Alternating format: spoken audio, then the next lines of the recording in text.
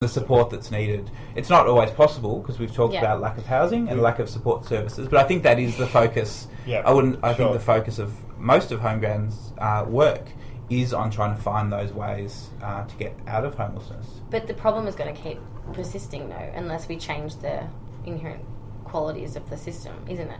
Yeah, it's going to keep happening, and you guys are doing great at ending homelessness, but you're going to keep having customers. Well, as long as there is inequalities in the economic system, and Australia is doing as well as fairly well in the general concept of the way the world's going, then there will always be homelessness. I think that's what we're talking. Well, I think that's the other side of that message, that everyone in the community can do something. I think everyone in the community also has to be informed and care about this issue. Most people, if it doesn't affect them, they kind of don't really want to think. Pretty much why we're all in this mess. They don't really want to think about it too much. No. And they certainly don't want to think it could be them. Mm-hmm. They're one job loss, job cut, or one accident at work, or one family breakdown away from homelessness themselves. So I guess it has to be a political and a community priority if things are going to change, because that's the only way that structural reform happens. Good. I'm happy with the way that came out. That was good. But we've got a... We might want to introduce Mirella. We've got a guest in the room. Another guest. She's been sitting here quietly, been very polite. So welcome, Mirella. Thank you. Excellent. And could you tell the microphone and the people listening to the microphone about what you do with HomeGround? Yeah, well, what I do, I coordinate, along with my colleague Nicole, we coordinate an outreach support service. So what that basically means, as Daniel was saying, talking about structural inequality or whatever, this is actually targeting a group of people who are really quite marginalised.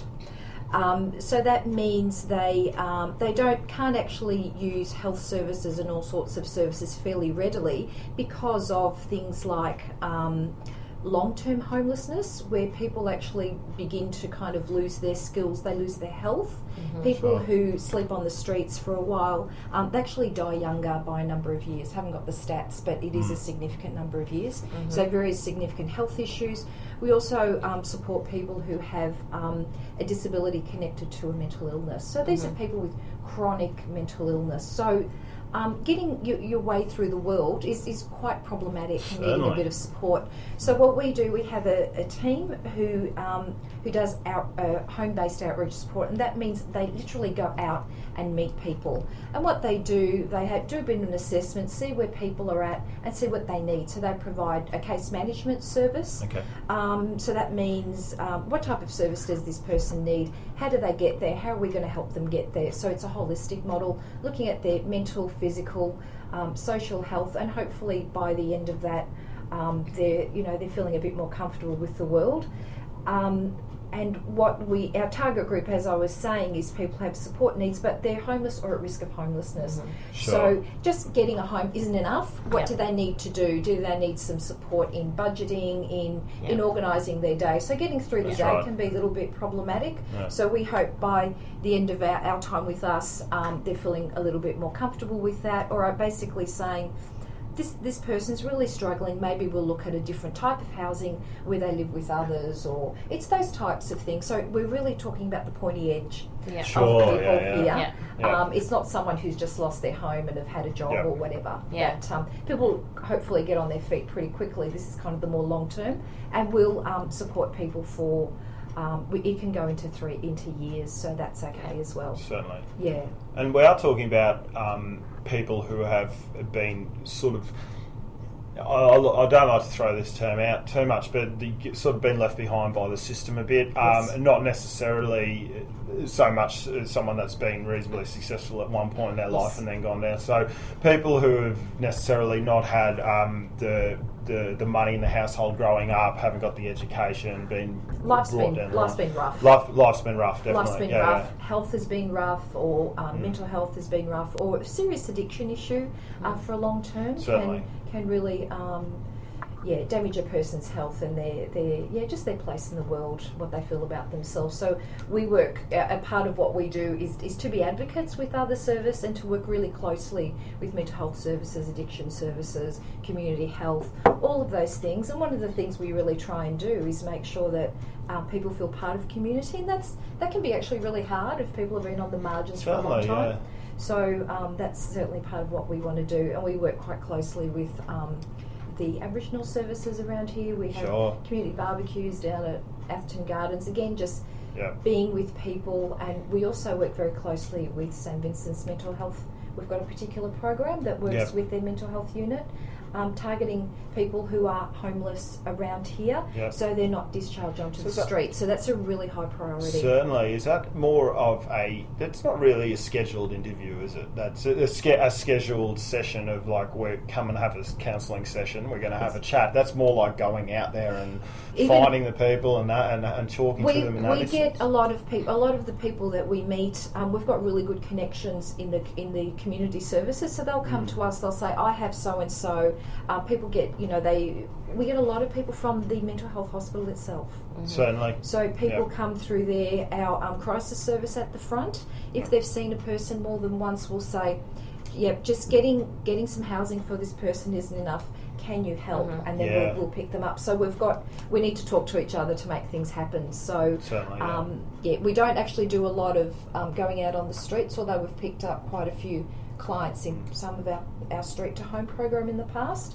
Some of our staff have gone out and done some street count. That's a whole other story about counting people who were literally sleeping on the streets and then providing some support there. So Street to Home, that program Mirella mentioned, is one of the ones that does. It's a partnership with the Salvation Army, HomeGround, and the Royal District Nursing Service, the Homeless Persons Program.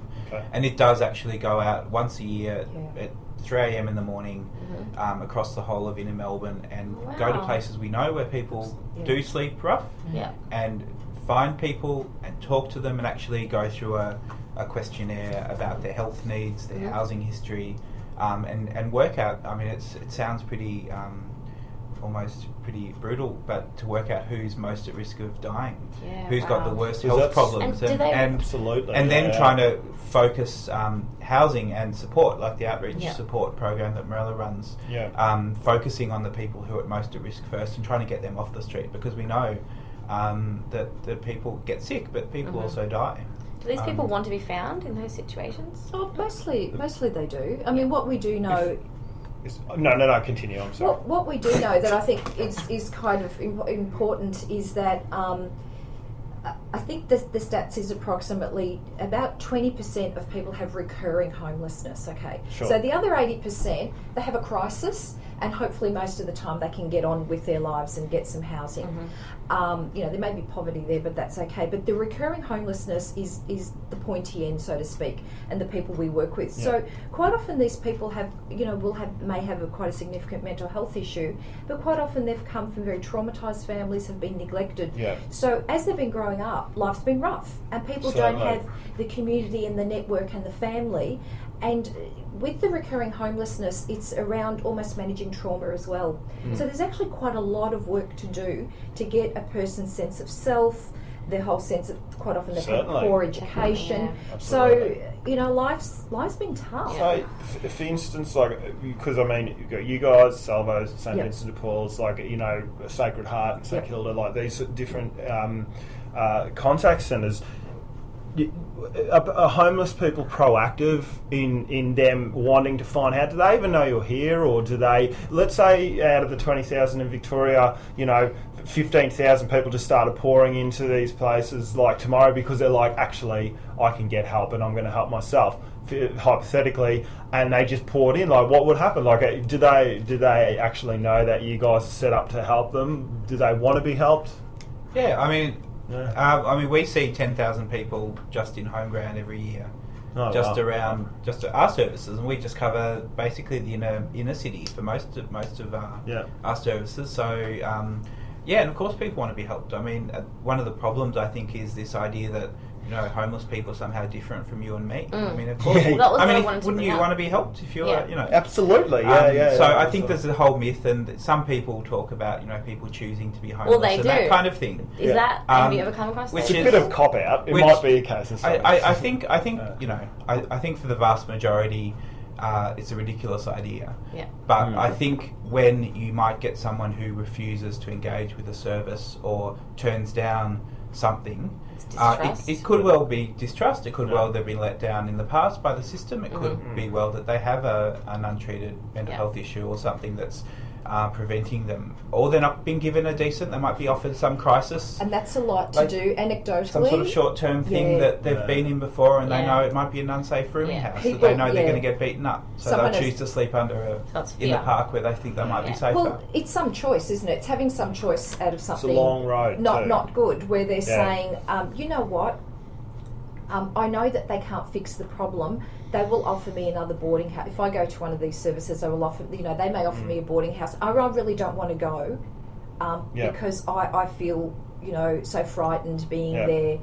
There's bed bugs. I just don't want to be there. I would rather be where I am. So we're asking people to choose something pretty rough. So actually saying they have a choice, I think, is a nonsense. Really, a choice between what? So I think if you gave people a genuine choice, the kind of place that you and I would want to live, and whatever support they need, people would jump.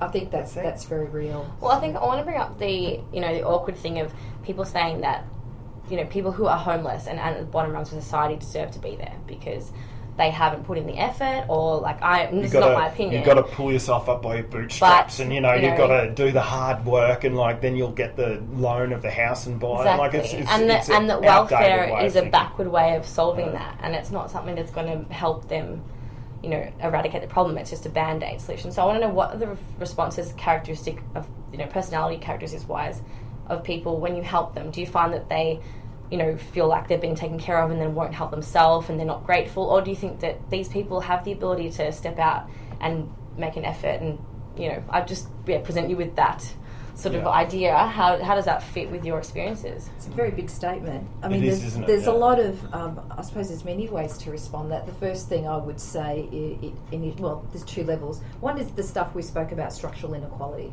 Sure. If a person doesn't have a job, it's a spiral. Certainly. If a person doesn't have a job, life's been rough, you don't have skills, then you've got nowhere to live. Pulling yourself up from what? From where? No, I'm with you. Don't worry. That argument, I think, think falls down there. Look, there is, I would actually say in terms of welfare, we are doing Band-Aid. What are we going to do about it? If a person's bleeding, you give them a Band-Aid. Yeah, certainly. If a person's hungry, you feed them. Yeah. I like that. So if that's welfare for the well-being of others, then that's what you need to do, and it is short term. Yeah. But there is some limitations to what we can do, and I don't think any of us at HomeGround thinking, well, we do enough.